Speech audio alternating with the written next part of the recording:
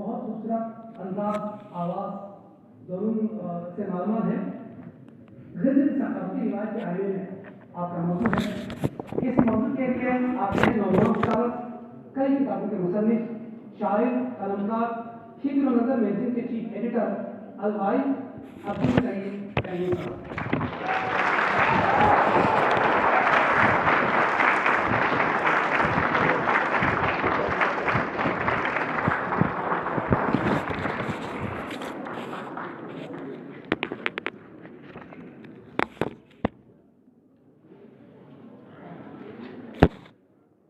الحمد للہ رب العالمین والسلام والصلاة علی سید الانبیاء والمرسلین فاما بعد.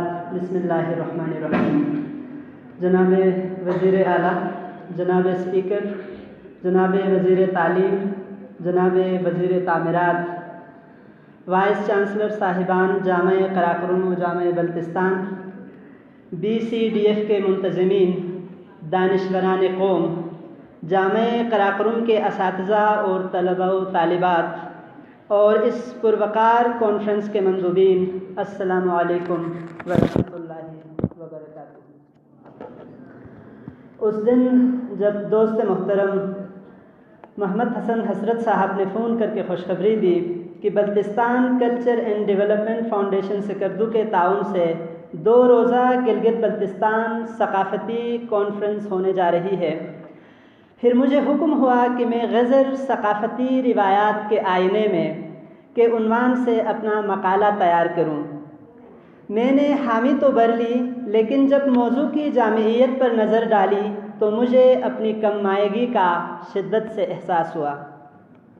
کسی کے لیے اچھل کود ہی ثقافت ہو سکتی ہے، لیکن میرے لیے یہ لفظ ثقافت ہی اپنے اندر معنی و مفہوم کا ایک دریا لیے ہوئے تھا. آزاد دائرے معارف ویکیپیڈیا کے مطابق ثقافت سے مراد کسی قوم یا طبقے کی تہذیب ہے. ثقافت اکتسابی یا ارادی یا شعوری طرز عمل کا نام ہے. اکتسابی طرز عمل میں ہماری وہ تمام عادات، افعال، خیالات، رسوم اور اقدار شامل ہیں جن کو ہم ایک منظم معاشرے یا خاندان کے رکن کی حیثیت سے عزیز رکھتے ہیں، یا ان پر عمل کرتے ہیں یا ان پر عمل کرنے کی کوشش کرتے ہیں. کہتے ہیں قوموں کی پہچان ثقافت سے ہوتی ہے. ہر قوم کی الگ ثقافت ہوتی ہے. کسی قوم کی ثقافت کبھی ہو بہو دوسری قوم کی ثقافت ہوتی ہے. البتہ ثقافت پر بعض قوموں کی اقدار کا اثر ضرور ہو سکتا ہے. ثقافت انسان کا اظہار ہے. خواتین و حضرات، ثقافت کے اسی معنی و مفہوم کو سامنے رکھتے ہوئے اگر ہم ضلع غزر کی بات کریں تو غزر میں پائی جانے والی ثقافتی روایات بھی لامحالہ سرزمین گلگت و بلتستان کے دیگر گوشوں اور علاقۂ چترال سے ملتی جلتی ہیں. یعنی یہاں پائی جانے والی ثقافتی روایات مثلاً تخم ریزی، نسالو، رسم تاؤ اور قلندری کو ان کے ملتے جلتے طریقہ کار کے ساتھ مختلف ناموں سے جیسے بوپھاؤ، پھتک، شاپ، نسالو اور کئی دیگر مقامی ناموں سے گلگت و حنزہ اور بلتستان و چترال وغیرہ میں بھی منائی جاتی ہے. زیر نظر مقالہ ان تمام تفصیلات کا متحمل نہیں ہو سکتا کہ مجھے پہلے ہی بتایا گیا ہے کہ مجھے 15 منٹ دیا گیا ہے، اس لیے میں کچھ چیدہ ثقافتی روایات کا مختصر تذکرہ پیش کروں جو ضلع غزر کی 4 تحصیلوں پونیال، اشکومن، گپچ اور یاسین میں منائی جاتی رہی ہیں. غزر جہاں اپنی خوبصورتی، دلکشی اور مہمان نوازی کی وجہ سے مشہور ہے، وہاں غزر میں پائی جانے والی ثقافتی روایات جیسے رسم تاؤ، تخم ریزی یا بوپھاؤ یا بیگنک اور قلندری جس سے شنام شاپ کہتے ہیں کی وجہ سے بھی شائقین ادب و ثقافت میں گہری نظر سے دیکھی جاتی ہیں. ان کے علاوہ بھی بہت ساری ثقافتی روایات جیسے شادی بیاہ کی رسوم و رواج، جشن نوروز سے منسوب روایات، بیٹی کی پہلی اولاد کی پیدائش پر میکے کی جانب سے تحائف لے کر بیٹی کے گھر جانا، سور دوری انگک یعنی گندم کی فصل جب پکتی ہے تو ایک خاص روایت کے تحت گھر کا سربراہ کھیت سے گندم کے چند خوشے کاٹ کر گھر میں داخل ہوتا ہے اور وہی خوشے گھر کے ستونوں پر لٹکا کر رکھے جاتے ہیں اور گھر میں فصل کی تکمیل کی خوشی میں خاص دعوت کا اہتمام کیا جاتا ہے۔ اسی طرح یہی روایت گینانی کے نام سے وادی ہنزا اور نگر میں بھی اشروں سے رائج ہے۔ اسی طرح وادی اشکومن میں نسالو یا دشتی کی روایت ایک عرصے سے چلی آ رہی ہے۔ اس رسم کو شنا میں نسالو اور کھوار میں دشتی کہتے ہیں۔ یہ رسم پوری وادی اشکومن میں ہر سال 24 نومبر کو منائی جاتی ہے۔ اس دن ہزاروں جانور ذبح کر کے سردیوں کے لیے ان کا گوشت محفوظ کیا جاتا ہے، کیونکہ سردیوں کی لمبی راتوں میں یہی محفوظ کیا گیا گوشت اس سخت موسم کا مقابلہ کرنے کے لیے سود مند ثابت ہوتا ہے۔ نسالو یا دشتی کی رسم کی ادائیگی کے دن تمام گھروں میں گوشت پکایا جاتا ہے۔ دعوتوں کا سلسلہ ایک ہفتے تک جاری رہتا ہے، جس میں قریبی رشتہ دار اور یار دوست ایک دوسرے کے گھر جاتے ہیں اور نسالو یا دشتی کے گوشت کا لطف اٹھاتے ہیں، جبکہ گوشت کا بڑا حصہ سردیوں کے لیے محفوظ کیا جاتا ہے۔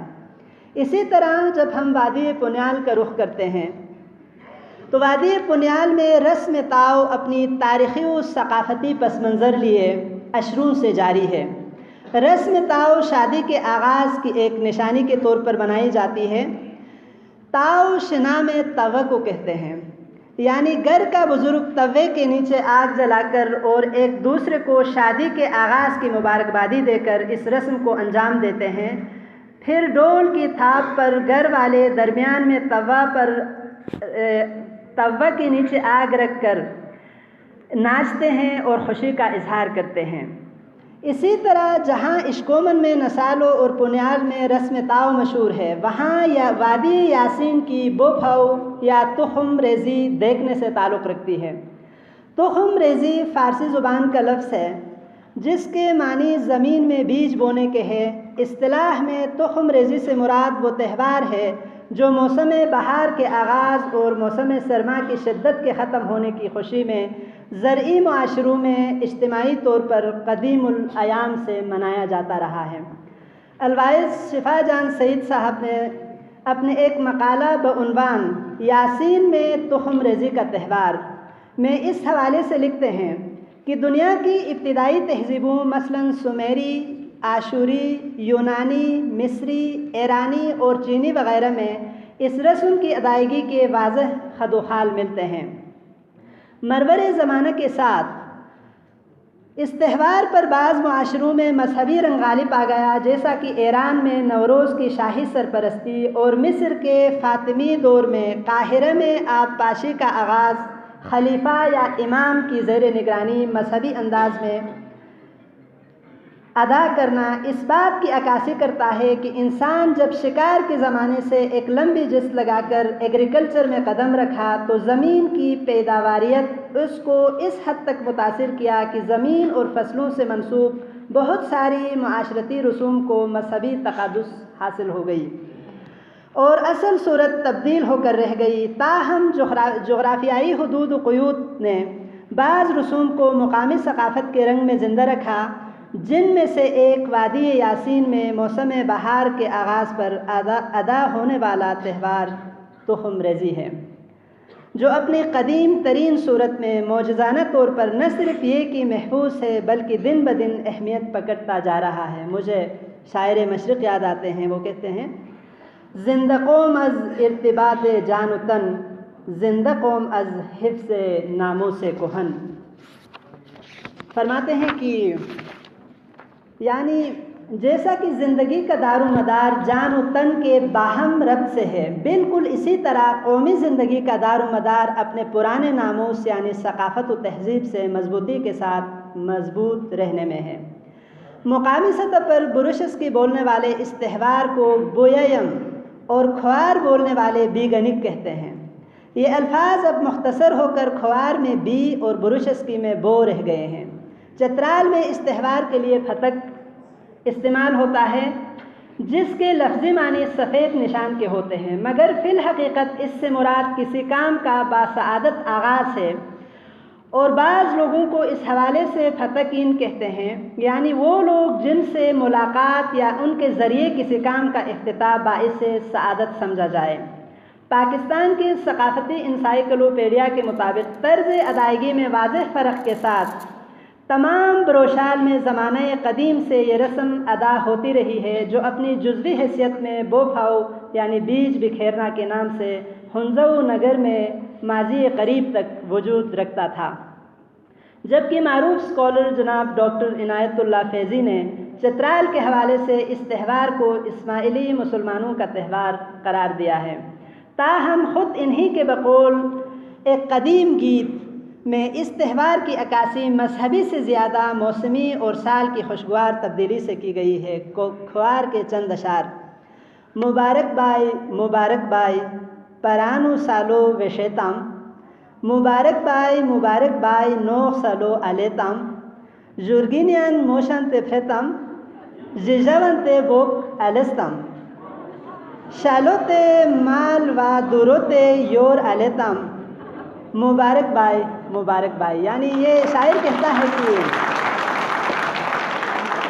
بہت شکریہ، یعنی مبارک ہو پرانا سال خوشحالی کے ساتھ گزر گیا، مبارک ہو نیا سال آ گیا، بیٹیوں کے ہاتھ پیلے اور بیٹوں کی شادیاں ہوئی، مویشی خانے مال سے بھر گئے اور گھر اناج سے۔ مولوی حشمت اللہ کی تاریخ جموں کے مطابق لداخ کے قدیم بت گیالپو یعنی راجے موسم بہار کی آمد پر تہوار مناتے تھے، جو بعد ازاں سیاسی وجوہ کی بنا پر بہار کی بجائے خزاں میں منایا جانے لگا۔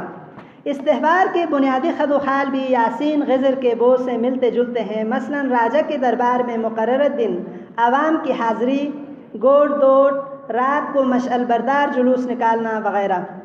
انہی ثقافتی روایات کا اثر ہے کہ باسیان غزر زندہ دل اور بہادر مشہور ہے۔ غزر جہاں وطن عزیز کی دفاع کے حوالے سے اپنے بہادر شہیدوں اور غازیوں کی وجہ سے اپنا ایک مقام رکھتا ہے، کہ گلگت بلتستان کی تاریخ میں پہلا نشان حیدر بھی اس خوبصورت علاقے کے ماتھے کا جھومر پھیرا۔ تو وہاں غزر کی مہمان نوازی کے لیے صرف اتنا کہنا کافی ہے کہ یہاں مہمان کو چائے کا پہلا پیالہ بخوشی، دوسرا پیالہ بالجبر اور تیسرا پیالہ بالصبر پینا پڑتا ہے۔ ان ثقافتی روایات کے علاوہ بھی تاریخ میں ہمیں کئی دیگر رسوم و رواج کا تذکرہ ملتا ہے جو اب قصے پارینہ بن گئے، جیسے پولو، قلندری یا شادی بیاہ کے مخصوص رسوم و رواج، بیاک وغیرہ۔ یہ محض ثقافتی روایات ہی نہیں، وادی غزر کی حسین تاریخ کا رزمیہ بھی تھی۔ غم دوراں اور غم روزگار کے لیے پابرکاب اہالیان غزر کے پاس اب وقت ہی کہاں کہ اپنی اصلیت اور تاریخ کو پھرکے۔ معاف کر دیجیے گا، نئی پوت اب انڈین اداکار سلمان خان کی طرح پھٹے ہوئے جینس پہن کر اور ہاتھ میں برگر لیے یہ سمجھتا ہے کہ اس نے بہت ترقی کی ہے۔ حد تو یہ ہے کہ نوجوان لڑکے لمبے بال، کانوں میں بالیاں، ہاتھوں میں کڑے لیے نظر آتے ہیں۔ ہاں وہ وقت دور نہیں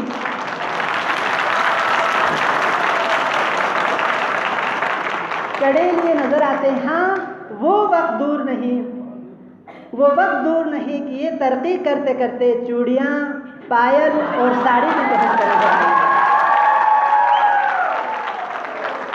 ہاں اگر ثقافت کا ان کو ذرا پاس ہے بھی تو ہمیں معترف ہونا چاہیے، ثقافت کا ان کو پاس ہے بھی تو صرف اچھل کود تک۔ میری اس مقالے کے توسط سے ارباب اختیار سے بھی گزارش ہے کہ وہ ان قدیم تاریخی و ثقافتی روایات کی احیاء نو کے لیے اقدامات کرے، اور اس حوالے سے وزیر اعلیٰ گلگت بلتستان جو فرزند زمین ہے وہ اپنا کردار ادا کر سکتے ہیں۔ محکمہ سیاحت و ثقافت کو بھی باور کرانا ہوگا کہ ہماری ثقافت صرف اچھل کود تک محدود نہیں، بلکہ ہماری ثقافت کو اپنے دامن میں یہاں کی تاریخ کا ایک ضخیم ورثہ لیے ہوئے ہے۔ زندگی کے اس سفر میں نہ جانے ہم کہاں سے کہاں پہنچے، کیا کھویا کیا پایا۔ ظہیر احمد کے ان اشعار کے ساتھ اجازت چاہوں گا۔ وہ فرماتے ہیں، تہذیب و تمدن کے ذخیروں کا سفر ہے، تہذیب و تمدن کے ذخیروں کا سفر ہے، ہجرت تو ثقافت کے سفیروں کا سفر ہے۔ ہر روز نئے لوگ، نئی رت، نئے ساحل، یہ زندگی نایاب جزیروں کا سفر ہے۔ زنجیر تیرے نام کی رستے ہیں کسی کے، ایک کرب رواں تیرے اسیروں کا سفر ہے۔ مل مل کے بچھڑنا بھی ستاروں کی ہے گردش، یا میری ہتھیلی پہ لکیروں کا سفر ہے۔ رہبر تو کہیں راہوں میں خود ہو گئے گمراہ، رہبر تو کہیں راہوں میں خود ہو گئے گمراہ، اب مشعل راہ ہم سے غریبوں کا سفر ہے۔ منصف ہے میرے عہد کے پابند روایات، انصاف عدالت میں نظیروں کا سفر ہے۔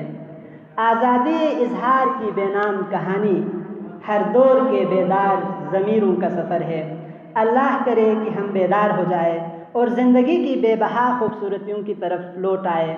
میں آخر میں Baltistan culture and development foundation Skardu کے منتظمین اور خصوصاً دوست محترم الحاج فدا محمد ناشاد، چیئرمین BCDFO، اسپیکر قانون ساز اسمبلی گلگت بلتستان، اور دوست محترم محمد حسن حضرت صاحب کو اور ان کی پوری ٹیم کو مبارکباد پیش کرتا ہوں کہ انہوں نے اس عظیم الشان کانفرنس کا انعقاد کر کے یقیناً حکومت کے لیے بھی ایک شاندار راہ دکھائی ہے، جس کے لیے وہ یقیناً مبارکباد کے مستحق ہے۔ وما علینا الا البلاغ المبین۔ بہت شکریہ۔ یہ چاہیے آپ کو؟